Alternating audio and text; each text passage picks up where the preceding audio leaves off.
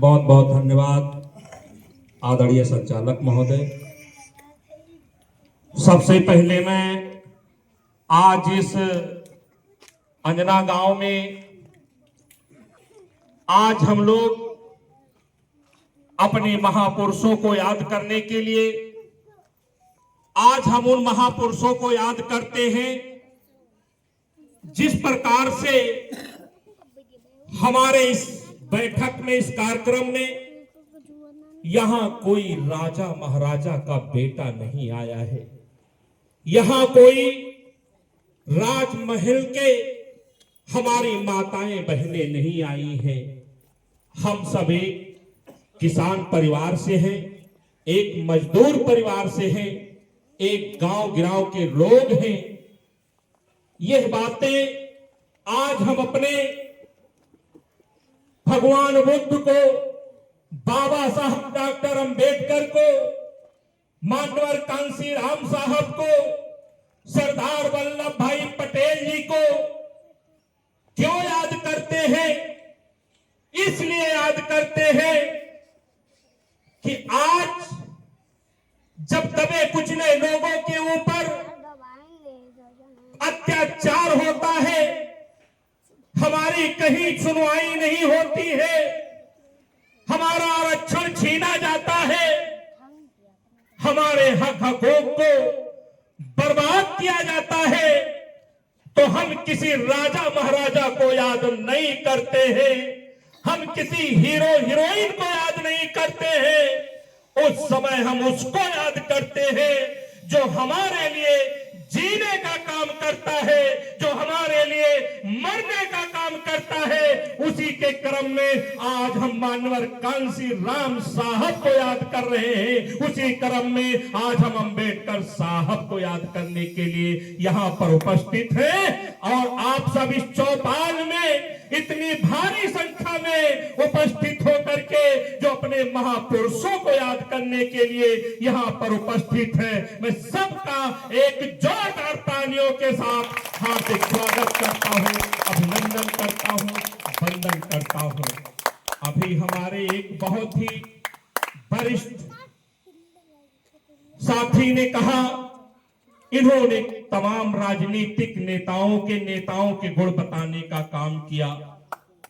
कुछ लोगों ने महापुरुषों पर भी प्रकाश डालने का काम किया। मैं एक बात जानता हूं कि जिस प्रकार से श्री बेचूलाल गांधी ने नेताओं का वर्णन करने का काम किया, हे मेरे पिता तुल्य बुजुर्गों, हे मेरी माताओं, आपको याद करना पड़ेगा कि जो व्यक्ति इस समाज के लिए अपना जीवन समर्पित करता है, जो व्यक्ति अपने क्षेत्र के लिए जीने मरने का काम करता है, जो व्यक्ति इतिहास बदलने का, इतिहास बनाने का ताकत रखता है, वो कभी धनवान नहीं हुआ करता। उसके पास बड़ी बड़ी गाड़ियां और बंगले नहीं हुआ करते। ए मेरे साथियों, आपने कभी देखा, चाहे वो अंजना गांव हो, चाहे हमारा उत्तर प्रदेश और हमारा देश क्यों ना हो, क्या माता जी हमारे आपके घर में कभी किसी बड़े आदमी की पूजा होती है? क्या हमारे घर में कभी हीरो हीरोइन की पूजा होती है?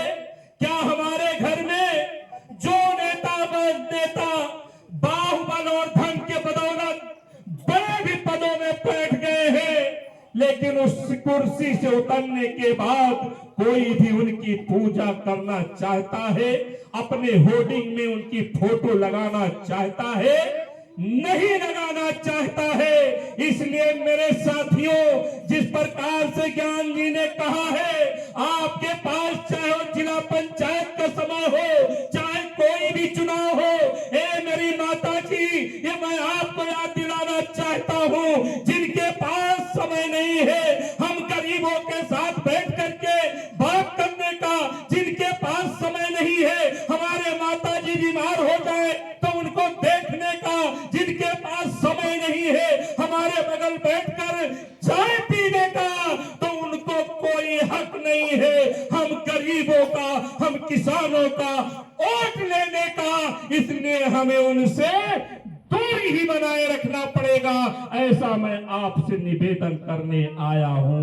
हे मेरे साथियों, मैं रामशंकर वर्मा की चापलूसी करने नहीं आया हूं, मैं रामशंकर वर्मा की गुणगान करने नहीं आया हूं। लेकिन वाह रे रामशंकर वर्मा, आपकी काबिलियत ये है, आपकी विचारधारा ये है, आपका सिद्धांत ये है कि हम सबको कहीं ना कहीं आकर्षित कर लाते हो, आपकी तरफ खींच लाता है। मैं झूठी बड़ाई कभी नहीं करता। मैं पहली बार जब आपसे मिला तो आपके मन में जो लोगों के प्रति समर्पण दिखता है, जो लोगों के प्रति सम्मान दिखता है, जो आपके जो विचार और सिद्धांत दिखता है, यही सिद्धांत और विचारधारा आपको रामशंकर वर्मा जी, इस क्षेत्र के लोग अगर जो आपको वोट दे या नहीं दे, मैं इसकी चापलूसी नहीं करता। लेकिन अगर जो रामशंकर वर्मा जैसा आदमी आपके क्षेत्र में प्रतिनिधित्व करता है तो आपके सुख दुख में भागीदार बनेगा। आएंगे बड़े से बड़े वो लोग जिनके हाथ में बड़ी बड़ी घड़ियां होंगी, बड़े बड़े बैंक बैलेंस होंगे, बड़े बड़े लाव लश्कर होंगे। कोई लोग कहते हैं जयकरण वर्मा का कलेजा तब कष्ट से झीलता है जब लोग आते हैं और कहते हैं कि ये दलित लोग हैं, ये पिछड़े लोग हैं, इनको हम चुटकियों में खरीद लेंगे चुनाव में। ए मेरे समाज के लोगों, क्या हम लोग बिकाऊ हैं?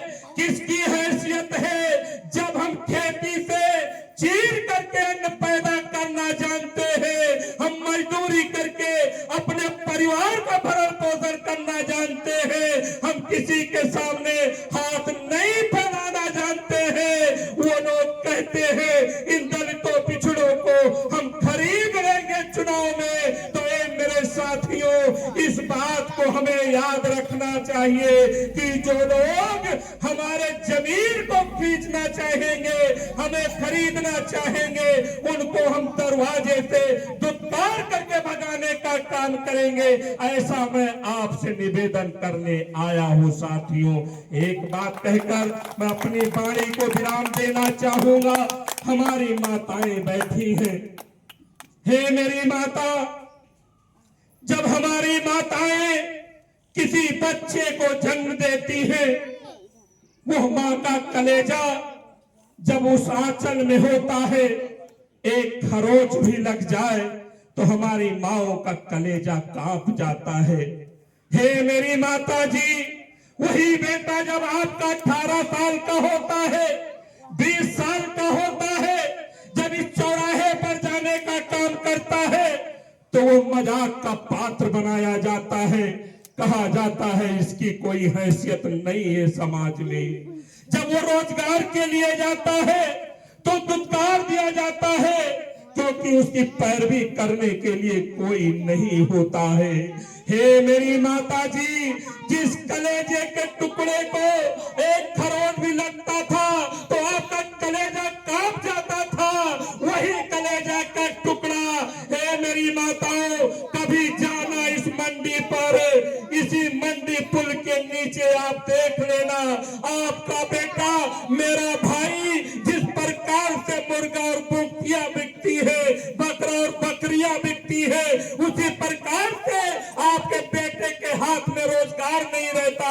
हमारा भाई वहां पर बिकने का काम करता है, फिर अपने माताओं के लिए दवा का इंतजाम करता है। ये किसी और की देन नहीं है, यह हमारी आपकी देन है।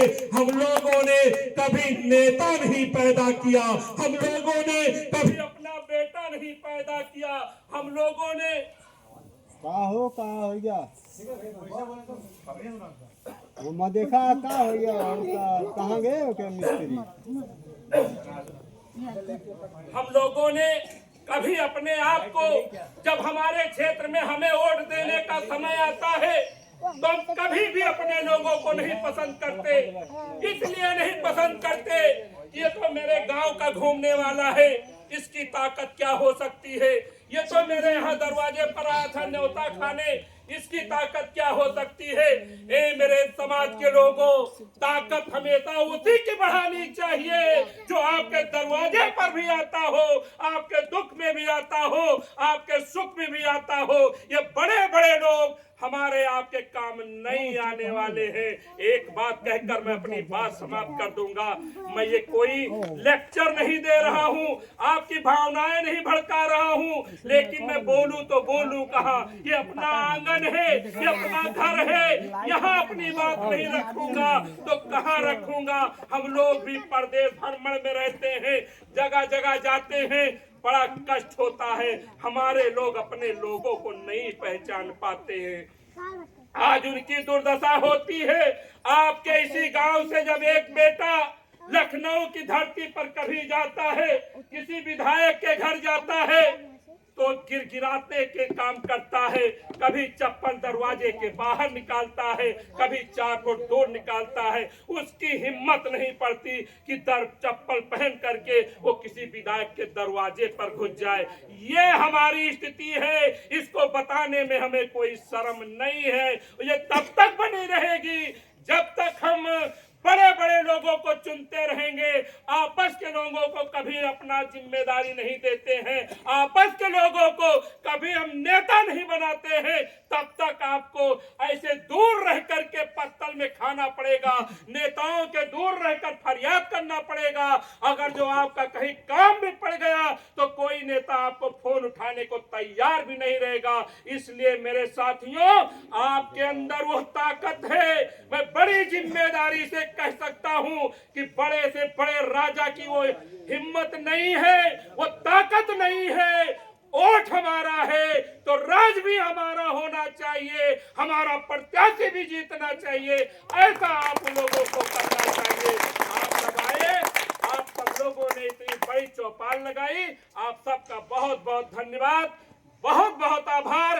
एक निवेदन के साथ, कोई भी आ जाए, कोई रावण बन के आ जाए, कोई बाहुबल लेकर आ जाए, कोई धनवान बनकर आ जाए, इस जनबल के आगे किसी को नहीं टिकना है। जिसकी गरज होगी वही जनबल के आगे गिड़गिड़ाने का काम करेगा, माफी मांगने का काम करेगा, क्योंकि वोट ही इस दुनिया की सबसे बड़ी ताकत है और वोट हमसे आपसे ज्यादा किसी के पास नहीं है। बहुत बहुत धन्यवाद, बहुत बहुत